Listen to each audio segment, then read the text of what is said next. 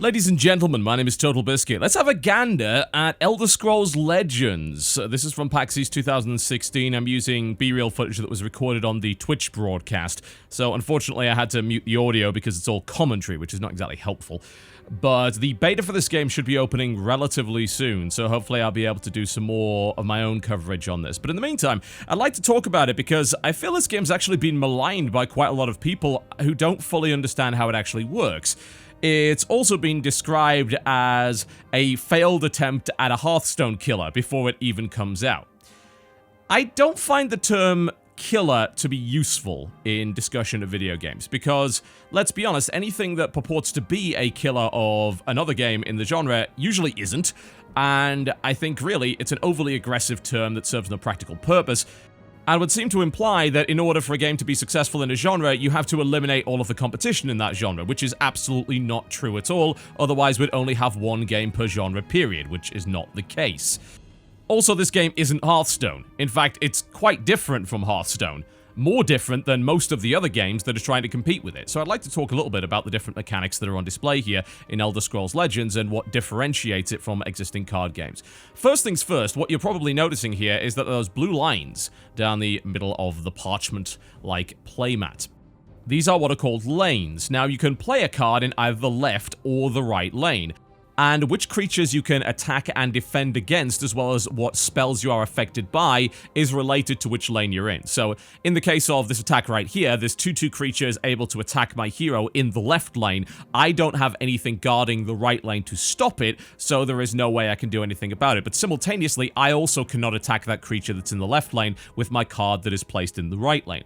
That immediately is a huge difference between this and something like Hearthstone, in which you can attack anything on the board, unless of course it's behind a taunt. This means that you have various considerations to make in terms of where you play your cards. You could stack one lane full of creatures, but in doing that, you would make that entire group of creatures vulnerable to an AoE that hit the right lane. Alternatively, you can spread your creatures out, but that means that you don't have as much offensive or defensive strength in one particular area of the board. Now, I don't know who would suggest that this is similar to Hearthstone, but I think they would be out of their mind, because that's very clearly a very different mechanic. It has been used in a couple of other card games, but Hearthstone doesn't do that, and it's not a common mechanic used by a great deal of Hearthstone competitors. I'll notice here that the attacking is quite simple, although very well animated, I have to say. The presentation of the game is quite premium in feel, as far as I'm concerned. It's got some really nice card art, the cards are animated in a very dynamic way, and what you might notice from some of the spell effects is that there's quite a lot of flashy pyrotechnic displays going on. For instance, that, it's a very nice looking one. There's also a kind of fireball or fire wave card that will scorch the playmat underneath it, which I thought was a really nice little effect there. Regardless of the game having that level of complexity with the two lanes, it also maintains the pace of a game like Hearthstone, which I think is important when you're playing an online card game. The slower titles don't tend to work all that well when you're not sitting at a table, but that doesn't mean that the game lacks the interactivity that something like Hearthstone does. For instance, in Hearthstone, you can't do anything during your opponent's turn. The only thing that can happen is that a secret can trigger, and that's not something that you have direct control over. But in this game, you are able to interrupt certain actions based on what's called the rune system and prophecies. If you notice the hero icon in the center there are 5 runes. Now, one of these is blacked out. I currently only have 4 available here. But every time you lose 5 HP, it breaks one of your runes. Now, what that does is it immediately, during an opponent's turn, draws a card. Now, if that card has the word prophecy on it, you can stop your opponent's turn and immediately play that prophecy card for free, which could be some kind of interrupt or spell or a creature. You can play a creature with guard immediately onto the board to interrupt the rest of an opponent's attack. But as opposed to something like Magic the Gathering, which allows for you to interrupt almost anything, which kind of stilts the pace of the game online, it's something that happens only fairly rarely and doesn't slow the game down all that much, but it does give you that ability. Now, of course, you could draw a card off the rune which doesn't have prophecy written on it at all, in which case you got a free card, and you can view the rune system as a little bit of a catch-up mechanic as well, which allows you to get a little bit of card advantage while you're losing, so the enemy is not going to snowball in power, and it's supposed to keep things a little bit competitive. You could argue it's a little bit of rubber banding, maybe it's unnecessary in that respect, but I think it's an interesting little idea. Outside of that, though, you can see the actual card system is very fast-paced. The combat is going quite quickly, and we're able to crack through a match in really only a few minutes. So it keeps the pace of Hearthstone while maintaining a certain level of complexity there. And I've got to say, some of these spell effects are really quite impressive. It's obvious that they went out of their way to create something that looks good and feels dynamic. It's an advantage to playing a card game on a PC or on a tablet or anything along those lines. You don't have to have just static images. You can animate, you can add some little visual doodads here and there, and they did do that.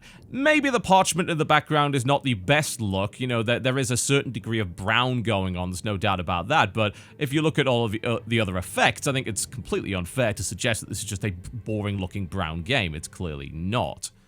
Now, another thing that I found interesting about this lane system is that it's possible for the lanes to have characteristics. Now, the developer described this as follows. For instance, one of the lanes could have what's called cover applied to it. What that means is when you play a card in the cover lane, it can't be attacked until the next turn.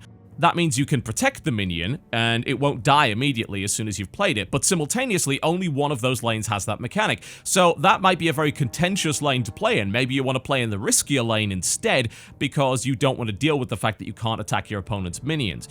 They also described those lanes as being very flexible, in the sense that the different matches can have different characteristics applied to the lanes. For instance, it's possible during the campaign games, and yes, there is a full single-player mode available for this game, that if you played a creature in a particular lane, it would be granted a random item, or there would be a so-called graveyard lane in which any minion that died within it would be raised as a skeleton. So they're very interesting modifiers to the game mode.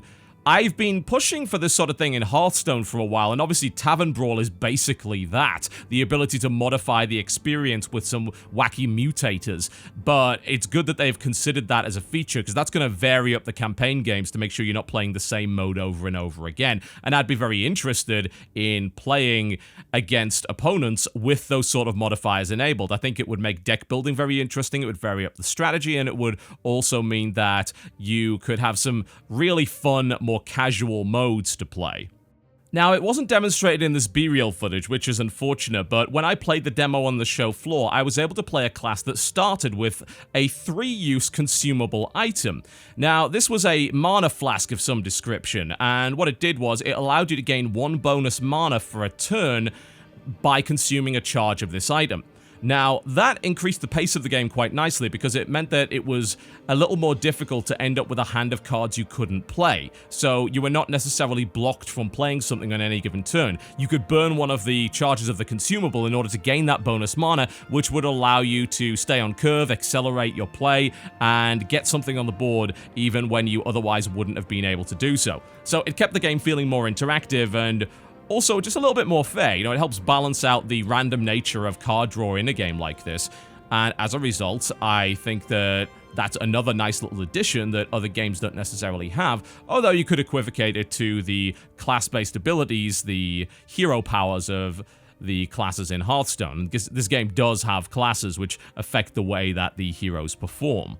It's also possible to choose your race in the game, which is not just a cosmetic decision. The choice of a race will actually affect the collection rate of certain kinds of cards. For instance, an example was given that if you choose a red guard, you will end up collecting new cards that happen to be weapons or creatures affected by weapons more quickly. So in choosing that race, you can kind of customize your priorities in terms of card collection. What you just saw on the screen right there was a prophecy triggering, which allowed a character to immediately come on the field and activate their ability, which resulted in an enemy creature being killed before the switch over to the turn, which, again, I think is a rather neat little way of implementing interrupts without too much stalling going on in terms of the online gameplay. Now, the big question that some people seem to be asking is, can this compete with Hearthstone? Is it a Hearthstone killer? Well, I don't think anything's a Hearthstone killer. Look how that went for any game that claimed to be a WoW killer or was described as such. You know, I don't think there's any such thing. That game's obviously very popular, but people that play Hearthstone do play other CCGs as well. It's not like they're exclusively bound to one game. I think this game's got enough to differentiate it from other games in the genre, especially Hearthstone, to make it worthwhile, and the story-driven campaign mode is certainly going to attract some Elder Scrolls fans, despite the fact that people have been incredibly derisive about the idea that this is not a traditional Elder Scrolls game. The full story-driven campaign mode is going to give it an edge over Hearthstone. It's going to give it a way to play that doesn't simply involve competitive multiplayer, and I am, however, interested and perhaps concerned as to whether or not it's going to end up working well in terms of its business model. I have no idea what that business model is going to be. I'm going to presume it is a free-to-play game. So who knows how fair that's going to be and how expensive cards are going to be, and also how easy it is to acquire cards outside of spending money. I would imagine the campaign mode is going to allow you to do things like that. We're going to have to see how it does when it comes out. It's got a strong brand name and IP backing it up, and assuming you listen to people like me that know what they're talking about as opposed to jackasses that don't, you can very clearly see that this is very much mechanically distinct in this particular genre. It is not a Hearthstone clone, nor is it a Hearthstone killer, but both of those statements are ludicrous and based on inaccuracy anyway. So there you go. There's a little bit of footage of Elder Scrolls Legends for you. If you like the video, by all means do feel free to click the like button, and I'll see you next time.